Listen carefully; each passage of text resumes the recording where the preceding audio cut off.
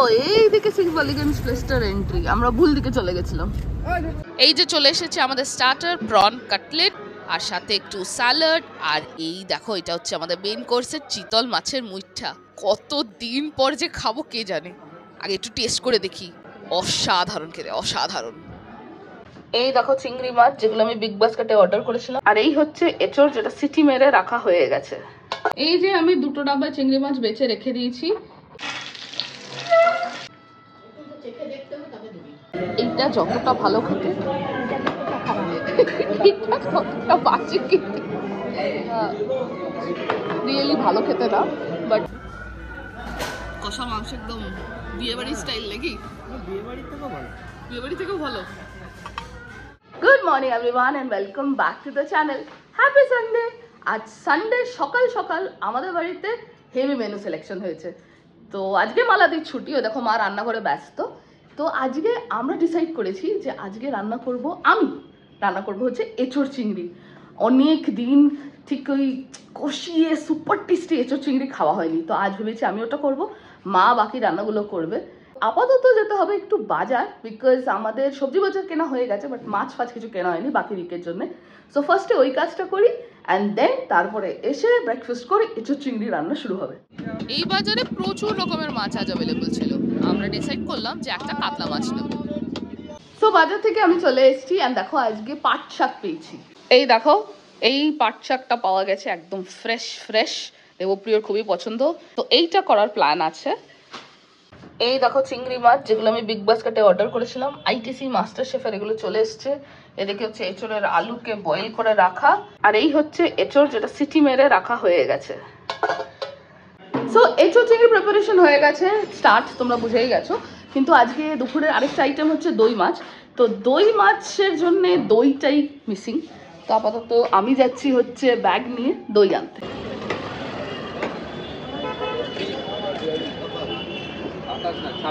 একটা দই দাও। কত দই? 50 টাকা আছে। সো দই মাছের জন্য দই কেনা হয়ে গেল, ফটাফট গিয়ে এটা এখন মাকে দেবো, বিকজ মা বানাবে দই মাছ। দই নিয়ে বাড়ি চলে এলাম, অ্যান্ড এসেই ফার্স্ট কাজ যেটা করছি সেটা হচ্ছে একটু চিংড়ি মাছগুলোকে বেছে দেখে নিচ্ছি। যদিও এগুলো পরিষ্কারই থাকে, তবুও একবার ক্রস চেক করে নেওয়াটা ভালো। পিছন দিকে অনেক সময় লেজের দিকটাতে এই কালো শীটটা রয়ে যায়, ওই জন্য একটু দেখে দেখে পরিষ্কার করা, কারণ এটা খেলে তো পেট খারাপ হবে। এই যে আমি দুটো ডাব্বা চিংড়ি মাছ বেছে রেখে দিয়েছি, এইটা অন্য কোনো রান্নাতে পরে ইউজ হবে, এইটা আজকে হবে। আপাতত এটার মধ্যে একটু নুন হলুদ মাখিয়ে রাখতে হবে, ভালো করে মাখিয়ে রেখে দিলাম। তো ওই চিংড়ি মাছটা বেছে রেখে দিলাম, নুন হলুদ মাখিয়ে রেখে দিলাম, আর এই কালো ডাব্বার চিংড়ি মাছগুলোকে আপাতত ফ্রিজে ঢুকিয়ে রেখে দিচ্ছি। এরপর নেক্সট কাজ হচ্ছে একটু ব্রেকফাস্ট করবো, বিকজ প্রচন্ড খিদে পেয়ে গেছে। চিচিঙ্গার তরকারি কেমন খাচ্ছ? হ্যাঁ, গাছের বা চিচিঙ্গা কবলো, তবে গাছের আমরা পেঁপেটা পারতে পারলাম না। চিচিঙ্গা কোথায়? গাছে না হলে মাটিতে। আরে আমরা তো বাজার থেকে এনেছি। না আমাদের গাছের। হ্যাঁ বাজে কথা। বসো বসো মা, চিচিঙ্গা খাও, এত আনন্দ করে তুমি রান্না করেছো।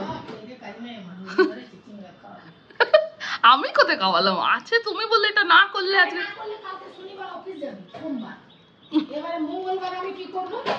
আমাকে একটু দাও পাটালি গুড়। সুনিতা গুড় খাবি? পাটালি না এটা, দেখছো তো পাটালি গুড়। শীত চলে গেল কিন্তু গুড় এখনো আছে। ব্রেকফাস্টের পর শুরু করে দিলাম এঁচড় চিংড়ির জন্য প্রিপারেশন। ফার্স্টে এখানে একটু পেঁয়াজ বেটে নিচ্ছি একটু লঙ্কার সাথে।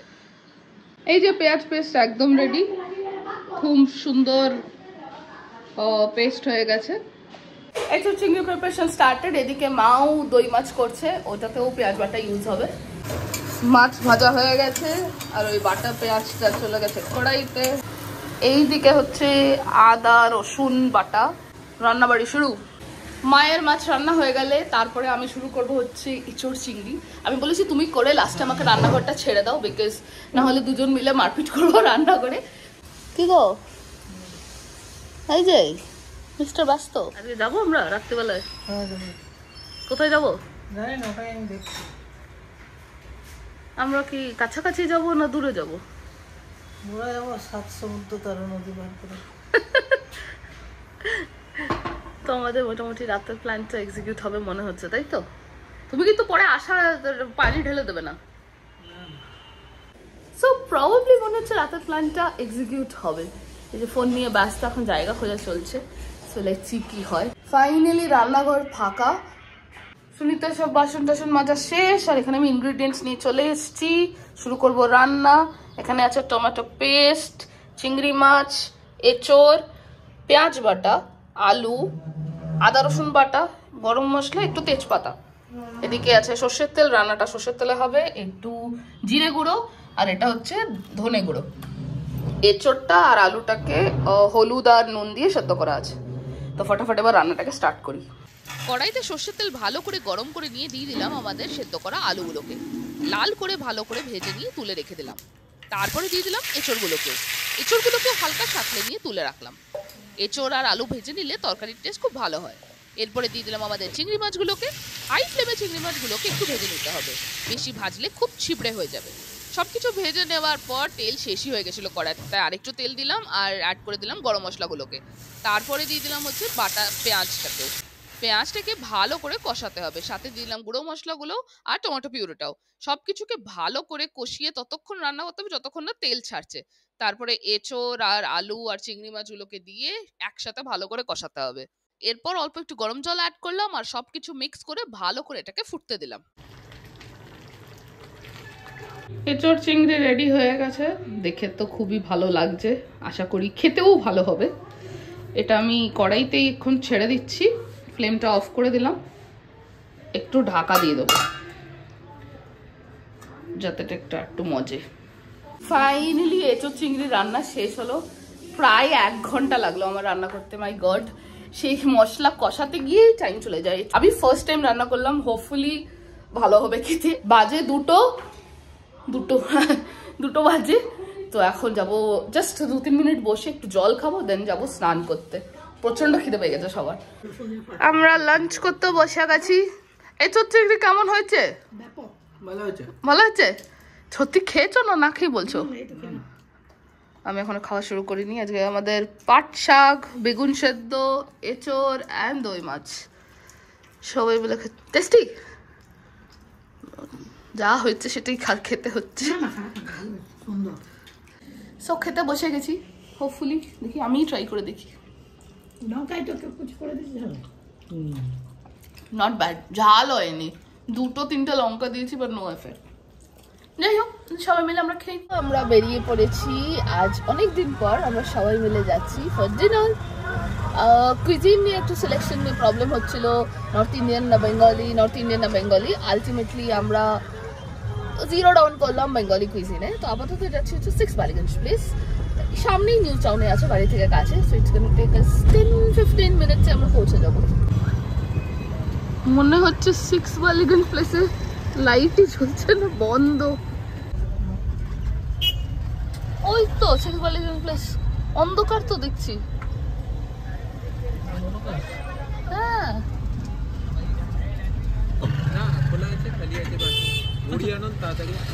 ও এইদিকে লাইট জ্বলছে না। এন্ট্রি কোন দিক দিয়ে? ও আচ্ছা, ও এইদিকে 6 বালিগঞ্জ প্লেসটার এন্ট্রি। আমরা ভুল দিকে চলে গেছিলাম, এই দিক দিয়ে এন্ট্রি করতে হবে। লাস্ট পার্কিং ছিল, আমরা চান্স পেয়ে গেলাম। প্রথমে তো ভাবলাম যে বন্ধ, বাট আলটিমেটলি বন্ধ নয়, অন্য দিক দিয়ে এন্ট্রি। এখন লিফটের জন্য ওয়েট করছি, then off to the restaurant. ও লিফট চলে এসছে অ্যান্ড পৌঁছে গেলাম 6 বালিগঞ্জ প্লেস রেস্টুরেন্টটা। ফার্স্ট ফ্লোরে আমরা টেবিলও পেয়ে গেছি অ্যান্ড রেস্টুরেন্টটা খুবই সুন্দর করে সাজানো। রেস্টুরেন্টের ডেকরটা সাবেকি স্টাইলে, একটু পুরোনো দিনের ভাব আছে। এই যেরকম ফ্লোরিংটা দেখো, ওপরে সিলিং এ কড়ি বর্গাটা দেখো, চেয়ারের কাজ, প্রত্যেকটা জিনিসে একটা পুরনো ওল্ড টাচ আছে। এই টেবিলটাতে আমরা বসেছিলাম আর এখন মা আর দেবপ্রিয় বসে ওয়েট করছে আমাদের স্টার্টার আসার। ততক্ষণে আমি ভাবলাম তোমাদের এই রেস্টুরেন্টটা ট্যুর কেন না দিয়ে দিই। এই রেস্টুরেন্টের ইউনিক ব্যাপার হচ্ছে এদের মেনু কার্ড। এইখানে ট্রেডিশনাল আইটেমসের একটা ব্যাকগ্রাউন্ড স্টোরি বলা আছে। আমরা এগুলো সবাই খেয়ে থাকি, কিন্তু এর পিছনের গল্পটা আমরা কেউই জানি না। Best part of the menu ছিল মকটেলস এর নাম। শ্যামবাজারের শশীবাবু, প্রফেসর শঙ্কু, আমরা সবাই জুড়ে গেলাম এখন মকটেল পছন্দ করতে। স্টার্টারে আমরা অর্ডার করেছিলাম বাটারফ্লাই প্রন কাটলেট, প্রনটাকে ফ্ল্যাট করে সেটাকে কাটলেট বানানো, বেশ ভালো খেতে হয়েছিল কিন্তু।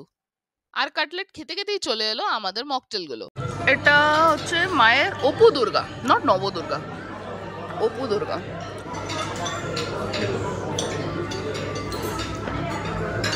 কেমন খেতে? টক টক ঝাল ঝাল, মিষ্টি না?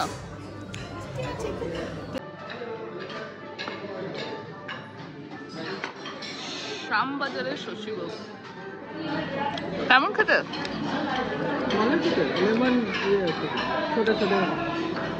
টক ঝাল মিষ্টি, এটা বুঝতে পারলেন না? মোহিতর মতন না একটু অন্যরকম? মোহিতর মতন। এইটা যতটা ভালো খেতে এটা ততটা বাজে খেতে। এটা ছিল হচ্ছে কি নাম হলো, অপু দুর্গা। এটা রিয়েলি ভালো খেতে না, বাট শ্যামবাজারের শশীবাবু ইটস ভেরি নাইস। এটা তোমরা যদি আসো অবশ্যই ট্রাই করবে, ইটস ভেরি গুড। আর এখন আমরা ওয়েট করছি হচ্ছে মেন কোর্সের জন্য। আমরা অর্ডার দিয়ে দিয়েছি। অনেক দিন পর আজকে চিতল মাছের মুঠা অর্ডার দেওয়া হয়েছে, মানে খাওয়া হবে, অর্ডার দেওয়া হয়েছে। সো দেখি কেমন হয়। বাস একটুখানি গ্রেভি দিয়ে দিন সাইডে।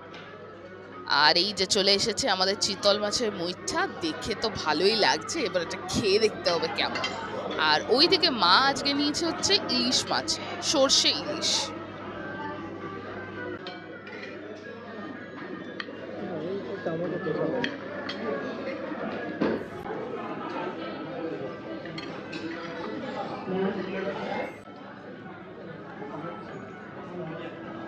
চিতল মাছের মুইঠাটা দারুণ খেতে হয়েছিল, কথা বলতে পারছিলাম না তাই অ্যাকশনে দেখালাম। ইলিশ মাছ কেমন হয়েছে মা? ভালো খেতে? চিতল মাছের মুইঠা ভালো হয়েছে, মানে ভালো করেছে।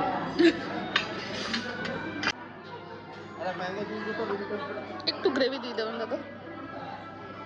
আর মেইন কোর্সে আমাদের জন্য ছিল হচ্ছে ঢাকাই মাটন। এটা একটা নিউ ডিশ, আজকে আমরা ট্রাই করলাম। আলাদাই রিসেপশন। হ্যাঁ, আমাদের খাবারে একটু লেট হয়েছে বলে আমাদের মটনের পিসও এক্সট্রা বানিয়েছে। কেমন ভালো বানিয়েছে, কষা মাংস একদম বিয়ে বাড়ির স্টাইল নাকি? বিয়ে বাড়ির থেকেও ভালো। বিয়ে বাড়ি থেকেও ভালো, দেখে তো দারুণ লাগছে।